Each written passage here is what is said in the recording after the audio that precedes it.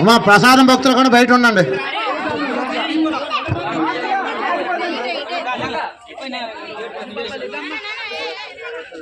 పర్వాలేదు, వినాయకుడికి ఈరోజు విశేషంగా ప్రసాదాలు వచ్చాయి కాబట్టి ప్రసాదం భక్తులు అందరూ పట్టచ్చు, దోశలు పట్టడమే ఇలా.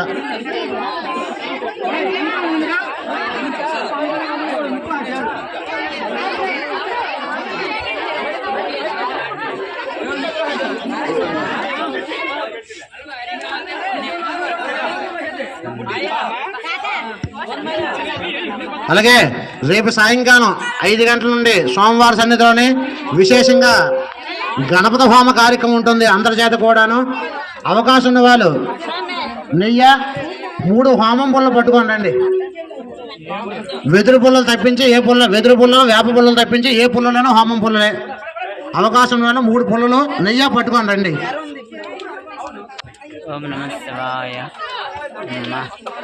ఆ సామాన్లు పట్టుకొని వచ్చినట్లయితే మీ చేత హోమ కార్యక్రమం చేయించబడుతుంది. హోమం అయిపోయిన వెంటనే ఈ యొక్క 7 రోజులు కూడా కార్యక్రమం సంపూర్ణం చేయడం కోసం మహాపూర్ణావతి కార్యక్రమం జరుగుతుంది.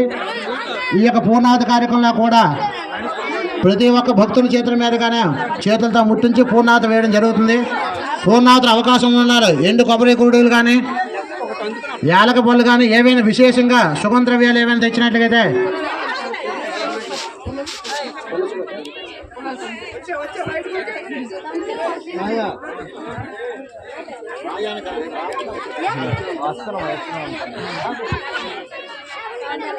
అలాగే స్వామివారికి నిమజ్జోత్సవ కార్యక్రమం జరుగుతుంది చాలా వైభవంగా.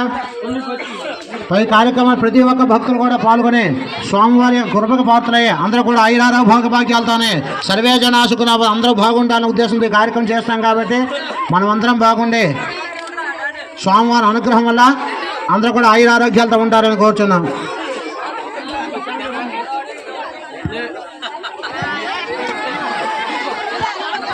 ఇప్పుడు ఈ కార్యక్రమం అయిపోయిన తర్వాత తెరబొమ్మ ఉంటుంది.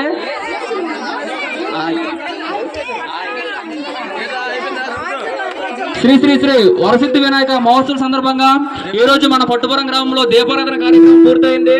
దీని తరువాత తెరబొమ్మ కార్యక్రమం ఉంటుంది.